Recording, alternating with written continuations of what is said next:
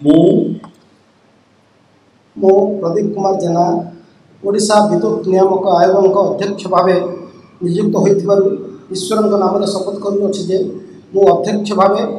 ମୋର କର୍ତ୍ତବ୍ୟ ଶ୍ରଦ୍ଧା ଓ ଶୁଦ୍ଧ ଅନ୍ତଃକରଣରେ ଏବଂ ବିନା ଭୟ ବା ପକ୍ଷପାତରେ ବିନା ଅନୁରାଗ ବା ଦ୍ୱେଷରେ ମୋର କ୍ଷମତା ଜ୍ଞାନ ଏବଂ ବିଚାର ଅନୁସାରେ ନିର୍ବାହ କରିବି। ମୁଁ ପ୍ରଦୀପ କୁମାର ଜେନା ଓଡ଼ିଶା ବିଦ୍ୟୁତ୍ ନିୟାମକ ଆୟୋଗଙ୍କ ଅଧ୍ୟକ୍ଷ ଭାବେ ନିଯୁକ୍ତ ହୋଇଥିବାରୁ ଈଶ୍ୱରଙ୍କ ନାମରେ ଶପଥ କରୁଅଛି ଯେ ଯେଉଁ ବିଷୟ ଉକ୍ତ ଆୟୋଗଙ୍କ ଅଧ୍ୟକ୍ଷ ଭାବେ ମୋର